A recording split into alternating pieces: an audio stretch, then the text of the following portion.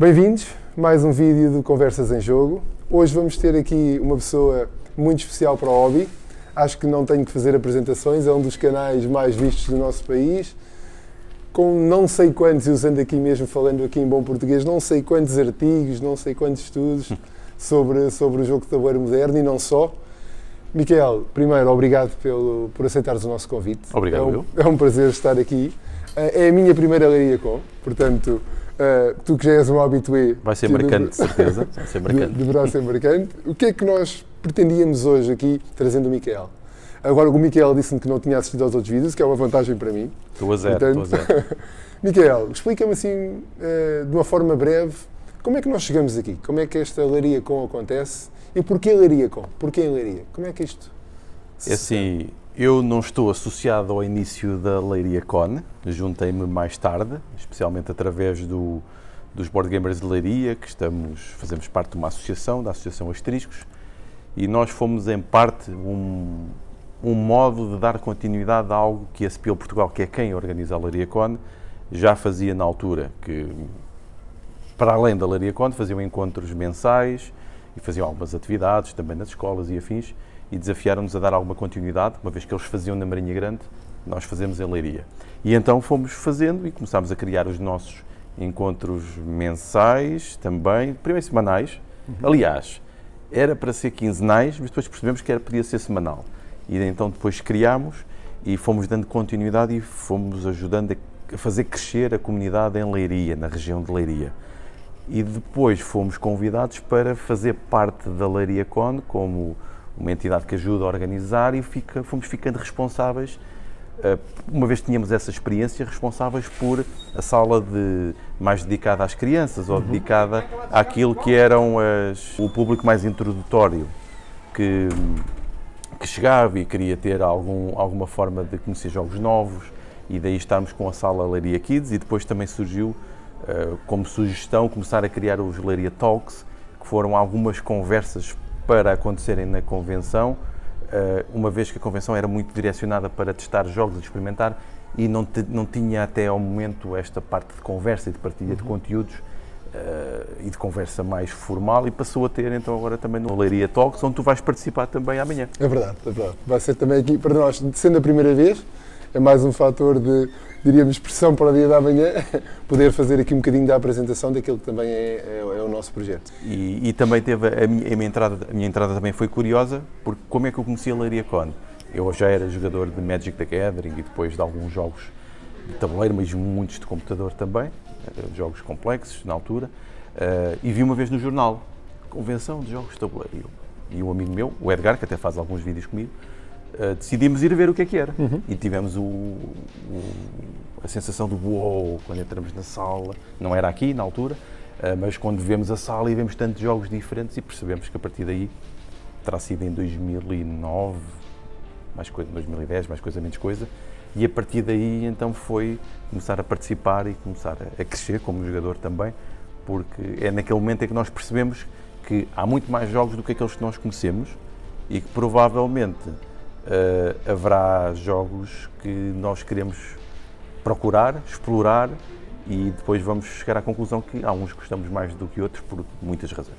Como é que tu identificas aqui a comunidade de jogadores no distrito em que se insere? Como é que tu poderias classificar entre uma comunidade que havia um fingerprint e uma pegada que já existia, e tu conseguiste, juntamente com os outros associativistas, conseguiste criar e dinamizá-la, explorar um bocadinho e conseguir atiçar um bocadinho aquele gosto que existia, ou achas que na verdade vocês tiveram que dar os primeiros passos para que se tornasse uma comunidade, chamar-lhe assim?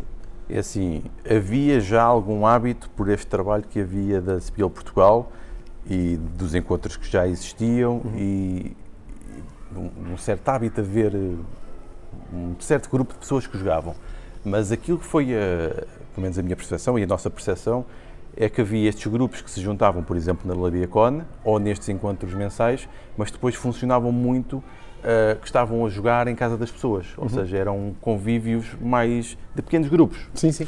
E o que nós tivemos que fazer foi o meu próprio grupo pessoal, os meus amigos com quem nós jogávamos, fomos nós que começámos a criar o encontro é abrir, partilhando os nossos jogos, não via ludoteca comunitária, nada do género, partilhar os nossos jogos e convidar as pessoas a vir jogar connosco.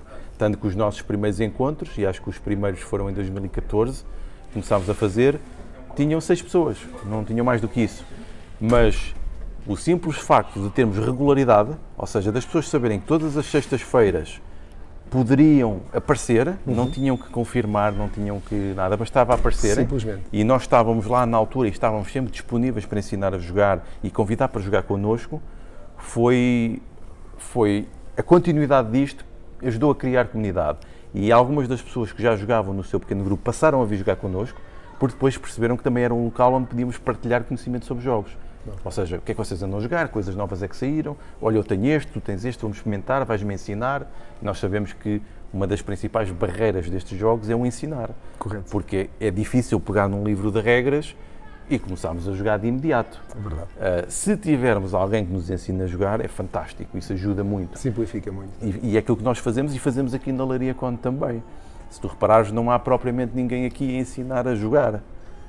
Quanto muito tu conheces alguém que já jogou que vai te ensinar, Exato. ou vais ler as regras tu, ou está por acaso cá o autor que te ensina, ou alguém que vai partilhando, ou combinas previamente marcação de um jogo e alguém daquele grupo vai aprender a jogar o jogo para te ensinar. É muito este efeito que eu acho que é uma das vantagens destes jogos, que é a parte da socialização da própria atividade de jogar, é uma partilha. E começa logo pelo ensinar o jogo, é uma partilha de conhecimento, é uma colaboração. Mesmo que seja suposto jogarmos um jogo de guerra, não interessa, mas é uma colaboração, para já, porque alguém tem que ensinar e depois acaba por ser um contrato social. Tu, quando sentas à mesa de um jogo, estás a assinar um contrato social com as pessoas, vais partir do princípio, vais estar com atenção ao que te vão explicar, vais tentar seguir as regras, porque batota não faz sentido e ninguém faz batota neste hobby, não é normal, não é um caso sequer, nem sequer é algo com que nos devamos preocupar. E que depois todos vamos seguir as mesmas regras e vamos ficar no jogo até ao fim, mesmo que não gostemos muito do jogo, mas pelo menos não vamos estragar a experiência para outra pessoa, uma vez que há todo este investimento em sim. aprender o jogo. E depois isto potencia este lado social que nós sabemos numa era da digitalização, não é? Correto. Que traz-nos imensas vantagens. E que às vezes há de alguma forma híbrida também às vezes. Mas que, apesar de todas as vantagens que nós queremos, sabemos que o presencial tem outras experiências que o digital não tem e nós queremos tirar o melhor dos dois mundos. Ou seja, fazer o que é bom digital, que deve ser feito no digital, e no caso dos jogos de tabuleiro, são experiências presenciais únicas de socialização. Como é que tu vês esta...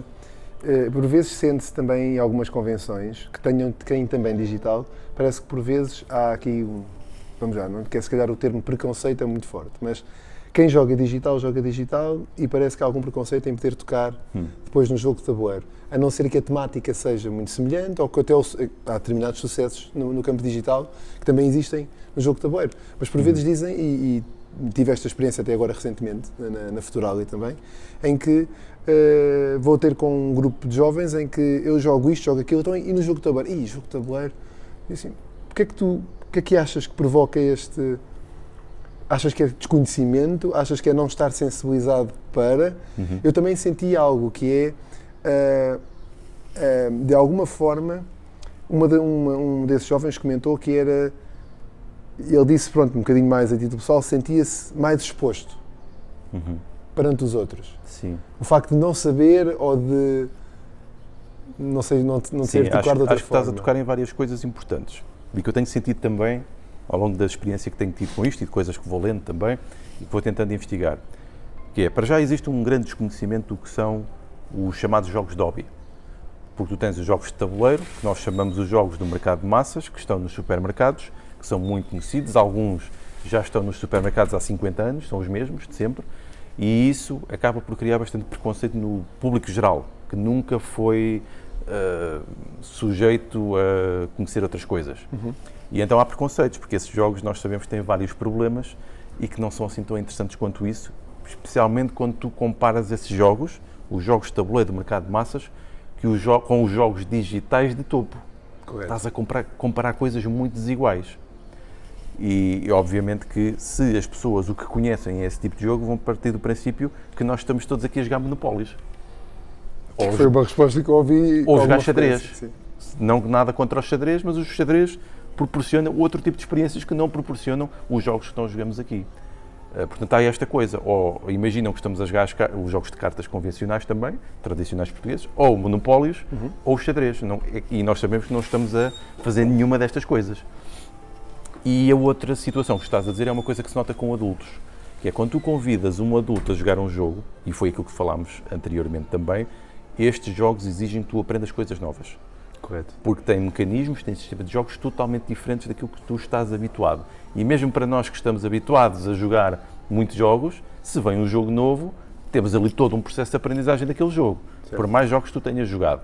Há coisas que passam uns para os outros. Se assemelham e até ao conceito do Ludem, que é como se fosse um gene que passa entre jogos e existem padrões que passam, mas temos que aprender a coisa de novo. E quando tu lidas com adultos, os adultos têm, para já, têm alguma, isto pode parecer absurdo, mas têm alguma repulsa em querer aprender. E mais que isso, têm repulsa em demonstrar ignorância. E nós, quando começamos a jogar um jogo, eu acabei de jogar um jogo hoje novo, fiquei último. Para mais jogos que eu tenha jogado. Porque eu nunca tinha jogado aquilo. Joguei de um modo não eficiente, era um jogo de estratégia. Obviamente que as outras pessoas que jogaram de um modo muito mais eficiente. Mas, provavelmente, se fosse outra pessoa, teria receio de demonstrar a minha incompetência a jogar aquilo. E nós notamos isso com adultos. E consegues fazer um paralelismo direto, que é, porque é que as crianças desenham? Tu dás um bloco de folha branca a uma criança, ela desenha. Tu dás a um adulto, o que é que acontece? Sim, há a questão logo por aí. Eu não sei desenhar. Não sei desenhar, qual é o objetivo, qual é o propósito? Nenhuma criança te diz não sabe desenhar. Certo. Ela desenha o que conseguir, o que quiser. Desenha simplesmente. Um adulto não, tem muitos preconceitos. Eu vou demonstrar que não sei tecnicamente fazer isso, mas não é isso que está em causa. É apenas fazer a atividade. E depois isso sente-se nos jogos. Eu sinto também, e foi interessante também perceber com os jovens, a questão cooperativa. Há um afastamento assim que foi interessante percebermos, dependeu um bocadinho também ali se calhar também um bocadinho da faixa etária e também à amostra que se proporcionou. Mas quando há um ambiente cooperativo, a pessoa, inicialmente se eu perguntar cooperativo ou competitivo, e maioritariamente competitivo, a resposta foi sempre competitivo. O cooperativo é interessante porque, pronto, para além de passar de 5, 10 minutos de jogo, tu começas a perceber quem está naquele jogo para ficar, não é? E quem já está focado em algo, ou então vai, como eu costumo dizer, a muleta, não é? Vai na muleta de alguém. O que é que tu achas que o cooperativo te expõe ou te demonstra, mesmo em termos de competência, que o competitivo não mostra? Nessa parte do competitivo, quando tu começas a conversar com alguma pessoa, especialmente com mais idade, o perfil do jogador casual mais velho normalmente é um perfil competitivo. Supostamente as pessoas jogam um jogo para ganhar e para competir e para serem melhores, para derrotar o outro. É isso que se pensa de imediato. E se tu não tiveres essa atitude, supostamente não estás a jogar ou não tens a atitude de jogo. Isto nota-se muito com os jogadores mais velhos. O que pode ser um problema. Porquê? Quando nós começamos a analisar os perfis de jogadores, que têm paralelismos com os nossos perfis de personalidade, o perfil de competidor é apenas um entre muitos. E existe lá, num dos outros perfis, o cooperante ou o colaborador. E, portanto, por isso é que algumas pessoas dizem que não gostam de jogar. Porque, provavelmente, lá está o preconceito. Acham que todos os jogos é o típico jogo de cartas em que estamos a lutar contra o outro para o derrotar, e nós sabemos que isso não existe. Quando nós temos os jogos colaborativos ou cooperativos, existem diferenças, mas vamos partir do princípio que estamos a falar da mesma coisa. Que são alguns que eu uso, por exemplo, nas minhas atividades de jogos sérios, dos serious games, são quase todos colaborativos. Porquê? Porque é uma forma de tu conseguires integrar as pessoas todas no jogo. Porquê? Eu falei do contrato social, num jogo colaborativo o contrato social é ainda mais forte. E mesmo os jogadores que são mais competitivos, e um jogo colaborativo tu estás a competir contra o sistema de jogo, mesmo os jogadores que são competitivos não vão ter uma atitude competitiva perante os outros jogadores, mas vão ajudá-los. E então as pessoas não se sentem tão sujeitos a demonstrar ignorância ou incompetência a jogar o jogo. E isso vai ser um modo de facilitar. Agora o segredo é conseguir equilibrar isso, pelo menos para mim, e acho que um problema de alguns jogos colaborativos é o fenómeno do jogador alfa, que é aquele jogador que controla e acaba por retirar o facto dos outros estarem no jogo, ou seja, não estão a fazer nada. Nós não temos que conseguir, é um jogo em que potencia a colaboração, a igualdade de participação entre todos e que tenha, por exemplo, algo em que estejamos a lutar contra o sistema de jogo para agradar também aos jogadores competitivos. E então conseguimos ter uma coisa que mais ou menos consegue, não digo a 100%, mas pelo menos gerar algum tipo de experiência prazerosa, algum tipo de experiência que seja marcante e que envolva quase todos os perfis. Mas podíamos especificar muito mais isso. Estamos falando aqui dos cooperativos e dando aqui um bocadinho também da nossa experiência e saber também aqui um bocadinho do teu conselho.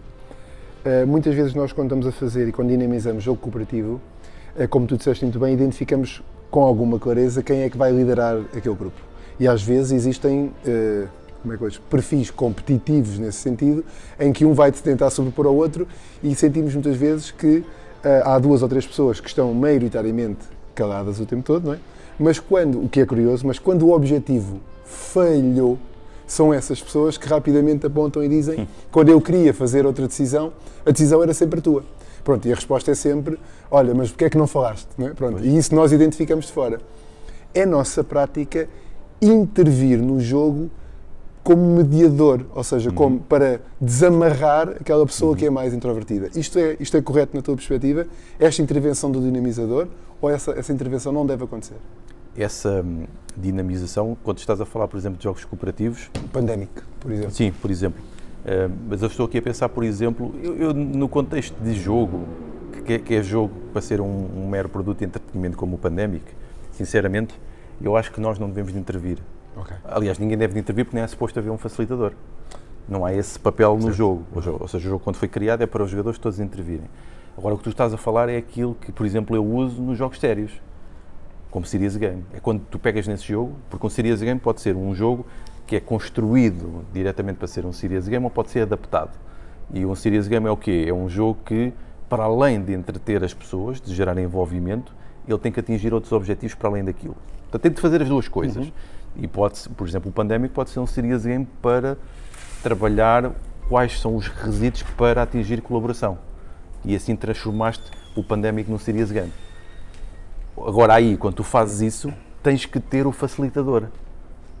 É forçoso, porque se tu fores à teoria da racionalidade colaborativa e tudo aquilo que são os processos colaborativos, prevê-se que exista um facilitador e esse facilitador garante então que todos tenham a mesma igualdade de poder, todos compreendam qual é a agenda comum, todos compreendam que todos devem ter a mesma quantidade de tempo ou de oportunidade de influenciar e que exista comunicação entre os participantes clara, que todos percebam. E aí sim, o facilitador deve intervir para garantir isso, porque podem haver desequilíbrios em todas as coisas. E no caso dos jogos também intervir, no caso de explicação de regras, porque é imensamente importante que as decisões que as pessoas tomem sejam conscientes e para isso têm de compreender bem quais as consequências das ações que tomam. E para isso têm de compreender as regras, não é? E todos os sistemas de feedback que o jogo depois dá. Vou-te levar aqui para um prisma diferente. E um prisma que eu sei que tu gostas muito, então agora vou-te aqui fazer uma provocação. O que é que a política podia tirar dos jogos de tabuleiro modernos? Eu acho que podia tirar muito e foi até uma das inspirações, eu que já tive um percurso político ativo, a nível local e regional, mas ativo, poderia tirar muito, porque poderia fazer estes processos colaborativos. Porque é assim, se atenderes a alguns discursos políticos, tu vais encontrar palavras típicas, mas que não querem dizer nada. Participação, colaboração, ouvir as pessoas, fazer o que as pessoas querem. Isto são princípios democráticos e a própria democracia tem muitas escalas de profundidade que pode ter. E se tu conseguires criar um sistema que é típico num jogo colaborativo, se ele funcionar bem, é isso mesmo. A ação partilhada, a cooperação de esforços para atingir objetivos, o debate, a compreensão das agendas de cada um, o que é que cada um quer, o que é possível ter em conjunto. O aliciar também. Como é que nós vamos usar recursos que são limitados, que esse é sempre o problema político, né? Se os recursos não fossem limitados, podíamos fazer tudo. Não, temos de tomar decisões e opções. Isso é política, não é? Portanto, e nos jogos é o que nós fazemos, não é? Nós temos recursos limitados e temos que fazer o melhor que pudermos com eles e isso é quase o arquétipo do Eurogame, não é? Dão-te recursos limitados e tu fazes do modo mais possível, sem conflitos, de um modo indireto, o mais eficiente, e aquele que for o mais eficiente, quem tem mais pontos de vitória, ou o que quer que seja, é quem ganha. Portanto, isto seria imensamente útil, e é isso que eu tenho tentado implementar em alguns dos meus projetos, quando se tenta fazer então coisas realmente colaborativas, porque, por exemplo, quando são as descrições nos discursos políticos, eles acham que um processo colaborativo é quando te convidam para ir assistir a alguma coisa, te tentam convencer de algo, e como tu não reclamaste, então colaboraste na solução. Isto não é colaboração. Certo. Não, colaboração é as pessoas que participam tomarem parte ativa da solução. Serem elas a construir, não é só dizerem que sim, ou dizerem que sim por omissão. E também não serem desafiados e a pensar diferente. Tem que se desafiar as pessoas, tem que se lhes dar ferramentas, lá está, tem que se lhes dar os mecanismos de jogos para as pessoas ativarem as coisas e para sentirem o tal feedback, o resultado daquilo que fazem. Por isso, e isso acontece, isso é muito interessante de ver, por exemplo, em dinâmicas de jogos, quando, por exemplo, as pessoas, sei lá, todas querem jardins. Todos querem jardins. É típico. Quando se faz este tipo de os processos que eu faço, por isso é que eu faço restrições.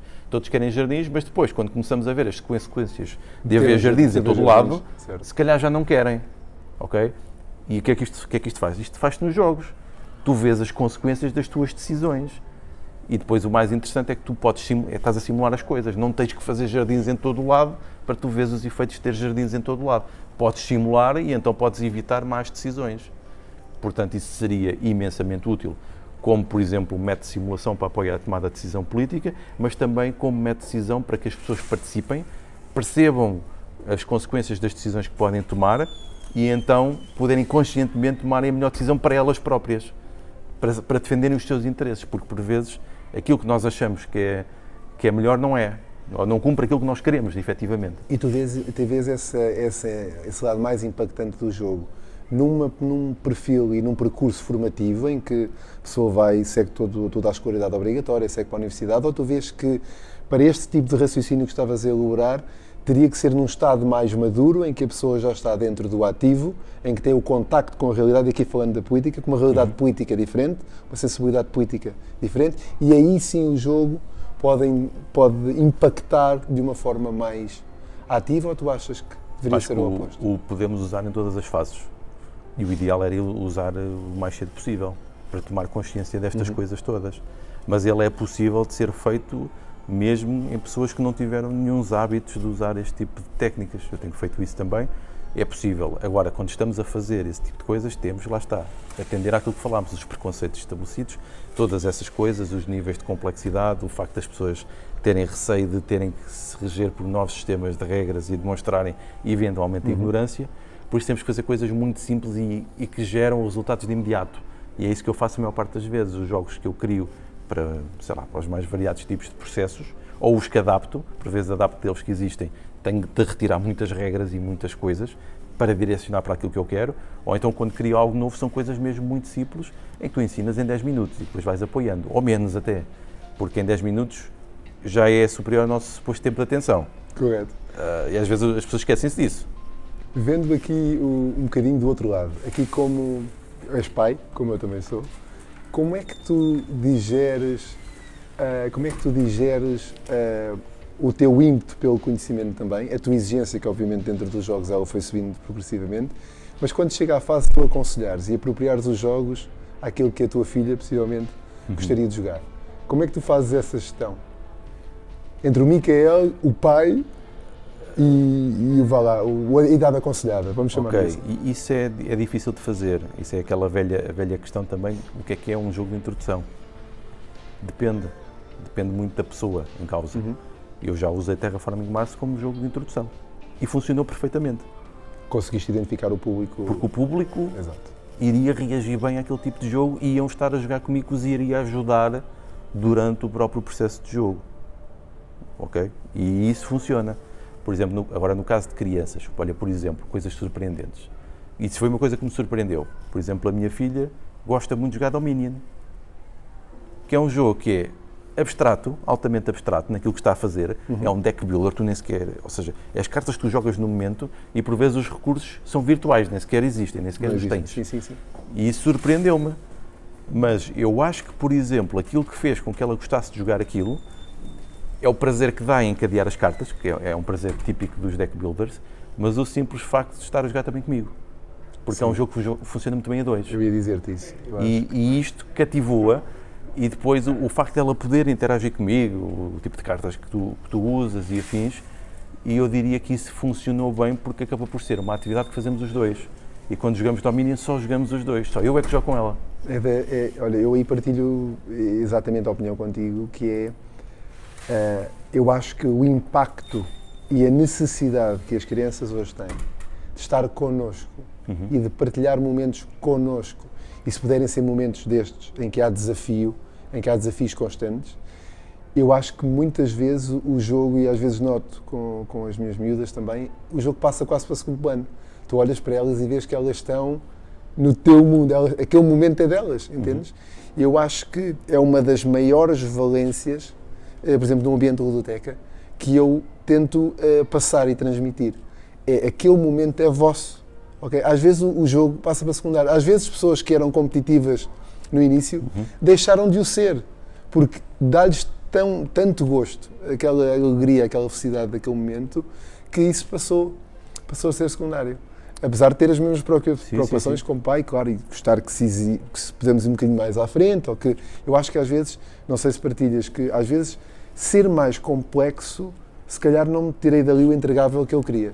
Dei mais complexidade, mas seria mesmo esse o benefício. Qual foi o benefício, no final de contas, trazer algo mais complexo? Eu acho que depende. É tal como um jogo, só por ser complexo, não é bom. E o que é isto do bom? O que é o bom? É o tipo de experiência que nós queremos no momento com o jogo. Por exemplo, para a Leiria Con, que está acontecendo neste momento, uma das coisas que eu provavelmente vou dar preferência são os jogos que eu não consigo jogar noutra altura, porque dificilmente tenho este tempo todo aqui para jogar um jogo. Portanto, um jogo que funciona bem neste contexto é um jogo que se calhar longo, porque se enquadra no tipo de contexto. Quando, por exemplo, quando eu jogo à sexta-feira à noite, especialmente se eu tiver que me levantar cedo no outro dia, não posso estar a jogar um jogo de 6 horas ou 7. Correto. Vou ter que encontrar, por exemplo, um jogo de 2 horas que me proporcione o tipo de experiência para a qual eu estou disponível naquele dia, que depois também depende das pessoas com quem eu jogo. Imagina que é um jogo que eu estou a jogar com desconhecidos. Provavelmente não poderá ser ou não deverá ser um jogo com muitas interações. Ou que não exija um tipo de interações que levam a algum trash talk.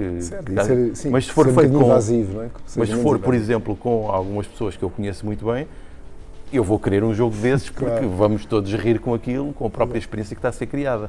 E às vezes não é pelo jogo que está perfeitamente bem equilibrado, ou por ter os melhores mecanismos, a melhor temática, a melhor produção. Às vezes não é isso. Depende das pessoas com quem nós estamos a jogar, com o tipo de experiência que se quer naquele momento, naquele espaço e para o tempo disponível também. Por vezes é isso. Se tivesses que escolher 3 critérios para tu escolheres o teu jogo, que critérios seriam esses? Se calhar seriam estes que eu te estou a dizer. As pessoas com quem vou jogar, saber com quem vou, o tempo que eu tenho disponível para o jogar e depois o facto de ter ou não o jogo disponível também. E isto seriam, assim, se calhar, os 3 critérios principais. À data de hoje, era muito atrevido perguntar-te qual é o teu top 3? Top 3. Tenho cada vez mais dificuldade em definir um top de jogos preferidos, porque eles dependem de com quem eu jogo e quando. Mas, por exemplo, posso dizer que gosto bastante do braço Birmingham, pelo lado económico, interativo. Gosto do Western Legends, por mais já atender para o Ameritrash que ele tem, mas gosto porque é altamente interativo e eu recordo-me de histórias que aconteceram a jogar o jogo, como tal, por exemplo, como também gosto de um Game of Thrones, porque conta o Game of Thrones do board game, o Second Edition, porque conta também uma narrativa. Mas depois gosto, acima de tudo, depois de experimentar jogos novos também, de ver novos sistemas e afins. E estou com uma tendência para tender para jogos que favorecem mais as interações sociais no próprio jogo. Não vês nenhum peso nas tuas decisões, por exemplo, de Board Game Geek, de pontuação e etc. Para ti não é importante aquilo que o Board Game Geek coloca, ou é uma referência que tu vais analisar logo? É sempre uma referência. É sempre uma referência. Eu vou ver sempre o que é que são os principais comentários. É assim, tantas pessoas jogam os jogos que é estatística pura, não é? Há a maior probabilidade do jogo ser bom ou não. E eu não me lembro de nenhum jogo que fosse bem cotado que fosse mau. Não me lembro. Existem alguns que são muito bons que não estão muito bem cotados. Correto. E existem muitas razões para isso. Sim, é o feedback. Existem muitas razões para isso, porque, por exemplo, ou não teve a devida comunicação ao jogo, ou não foi tão conhecido, ou não está disponível para comprar, ou tem algum tipo de problema na produção física, qualquer coisa. Existem muitas razões para isso. Mas eu não conheço nenhum jogo bem cotado que seja mau. Pelo menos dentro do seu tipo, ou para o tipo de experiência que o jogo tenta criar. Como, por exemplo, eu não gosto de jogar o Pandemic. Não é um jogo que eu gosto de jogar, mas reconheço-lhe os méritos que o jogo tem. Sim, está muito bem cotado, sim, um daqueles que está. E está bem cotado, obviamente. E a versão Legacy, obviamente, está ainda mais bem cotada, porque, para além da experiência do Pandemic, proporciona uma experiência Legacy que é muito bem adequada para o tipo de experiência que está em causa. E esse mérito deve ser reconhecido. Portanto, acima de tudo, acho que está relacionado com o tipo de experiências que nós queremos procurar. Estamos aqui a caminhar, eu estou a olhar para o tempo também, estamos aqui a caminhar para o fim da nossa entrevista, desta conversa. Podíamos estar aqui muito tempo, há muito material. E grande parte da Leiria Con é feita a conversar, não a jogar, ao contrário do que se imagina. Ainda bem que aqui também estamos alinhados, ok? Portanto, foi boa ideia. Queria saber uma coisa, como é que tu vês o futuro do jogo de tabuleiro moderno em Portugal? Tu identificas algum tipo de temática que não exista tanto e que devesse ser mais trabalhada? É uma alternativa? Há alguma alternativa a um caminho que não seja a ser explorado da forma que tu achas que tem alguma potencialidade que não identificamos? Como é que tu vês? Como é que tu vês Portugal? Do meu lado, pelo menos, que sou muito mais recente no hobby, notei, para mim houve obviamente um pré-pandemia e um pós-pandemia, se é que podemos dizer assim. Pronto. Como é que tu vês? Como é que tu vês isto a progredir no futuro? Eu acho que vai crescer muito, à medida que vamos conseguindo chegar a cada vez mais pessoas e as pessoas vão desmontando alguns dos preconceitos que têm. Agora, para Portugal, aquilo que eu acho que é um verdadeiro problema é o nosso poder de compra. Isso é que eu acho que é um problema grave. Porque nós vemos noutros países que têm outros hábitos culturais e que têm outro poder de compra que... E aqui ao lado, mesmo aqui ao lado. Ao lado, Espanha, mas a França ainda é mais gritante. Porque tem hábitos culturais diferentes e comprar um jogo e jogar na família é uma coisa muito típica e o mercado familiar é muito forte em França. Se reparares, a maior parte dos jogos editados em França são muito orientados para o público familiar. Inclusive, tem federações. As próprias ilustrações que são usadas é muito direcionado para o público infantil. Em Portugal, o que eu acho que é o problema é mesmo o poder de compra, porque é assim, tendo em conta o poder de compra e os salários em Portugal, se tu quiseres propor a uma família ou a alguém que é jogador casual, a noção do preço de um jogo para um jogador casual e para um gamer é muito diferente. Se para mim 60 euros por um jogo é uma coisa normalíssima, e se calhar até é barato hoje em dia comparado com alguns jogos, para um não jogador é um valor muito alto. E se tu fores ver 60 euros, é 10% do salário mínimo, mais coisa, menos coisa. Não é bem, mas é lá perto. É muito alto. É muito alto. E isto eu diria que é a principal dificuldade. Por isso, se calhar, aquilo que eu gostava mais e que se tem vindo a acontecer, é necessário haver espaços onde as pessoas possam ir experimentar os jogos gratuitamente.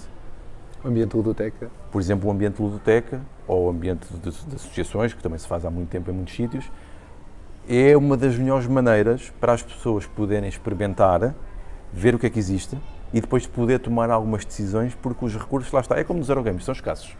Nós não temos recursos para tudo e, no nosso caso, nós pagamos os preços ao mesmo preço ou mais caros do que noutros países com o dobro ou o triplo do nosso poder de compra. E isto é um problema.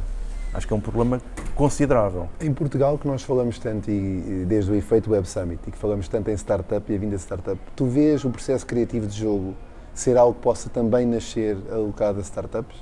E começarmos a ter startups no sentido da criação de jogo, produção de novos jogos, ou tu vês o processo criativo que tenha que ser algo sempre mais reservado, nunca poderá ser massivo, mas que será algo que, pelas diversas fases que um jogo tem que atravessar até chegar ao mercado, e também obviamente depende do mercado, não estamos aqui a falar de massas, mas tu vês este efeito startup como um potencial boost para esta área também? Ou vês mais o lado digital pura e exclusivamente? Não sei muito bem, não sei até que ponto é que iria atrair a investidores o volume de negócios de uma coisa destas. Não sei se teria volume de negócios suficiente. O que me parece é que, em vez de startups, poderá ser mais uma coisa associativa. não tanto de algo que capte dinheiro de investidores que estão à espera de uma taxa de retorno de X, Sim, sim, sim. mas mais uma coisa em que certas pessoas que estão a fazer coisas isoladamente se conseguem agrupar para ganhar escala e massa crítica para ser mais sustentável. Isso é o que me parece que é mais passível de ajudar a crescer no futuro para ter mais sustentabilidade. Não tanto visar uma certa percentagem de lucro de X, porque é altamente incerto no contexto de um jogo. Mesmo um grande autor, quando cria um jogo, não é seguro que vai ser um sucesso. Correto. Portanto, eu acho que isso não será tanto assim, mas acho que tem potencial de crescimento através do agrupamento e do associativismo para, por exemplo, partilhar custos. Por exemplo, isto sim, partilhar custos e partilhar recursos para conseguir ter então mais impacto naquilo que se faz. Aí sim. Agora, o conceito de startup, talvez mais o crowdfunding e não tanto o conceito de startup, acho eu. E não é por acaso que o Kickstarter é o sucesso que é, porque é um pouco isso, é recolher recursos de pessoas que querem apoiar para ganhar efeito de escala e poder ter o projeto a acontecer. É o que me parece. Sem ter pensado muito nisso. És fã de Kickstarter ou não? Opa, sim, eu participo em muitos. Com boa experiência? Sempre com boas experiências, porque nunca vou a um Kickstarter às cegas. Normalmente é porque ou conheço a editora, ou conheço o autor, não é só porque sim, e nunca tive nenhum problema até agora. O que é que nós vamos esperar de Miquel este ano?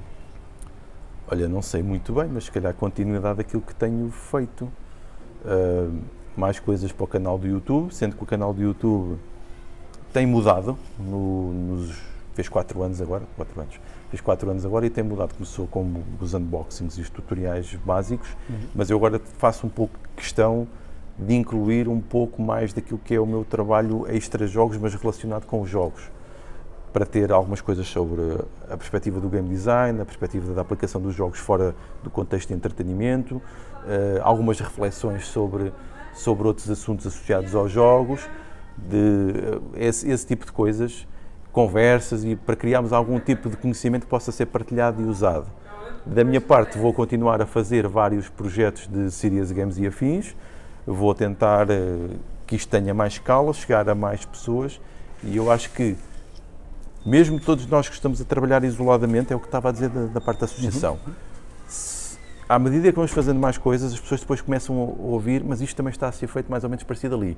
Afinal, esta pessoa não está sozinha. Afinal, isto é uma coisa, não é o ato de um louco isolado que está a fazer uma coisa que não faz sentido. Não. As coisas estão a acontecer e depois o efeito em rede ajuda. E ajuda a ganhar escala e a dar credibilidade. E eu já vi coisas deste género a acontecerem. Portanto, eu vou tentar fazer mais coisas destas, em colaboração, mesmo que seja colaboração informal, porque acho que assim ganhamos toda escala com isto e então conseguimos chegar a outros usos, quer apoiar criadores que estão a fazer jogos para o mercado de entretenimento, quer transformarmos estes jogos em ferramentas para muitas outras coisas, onde nos pode ajudar até o nosso desenvolvimento enquanto comunidade, país, o que é que seja. Última pergunta. Se amanhã não houvessem jogos de tabuleiro moderno? Tínhamos que os criar. Ok, bem respondido. Miquel, muito gosto. Obrigado. Muito obrigado.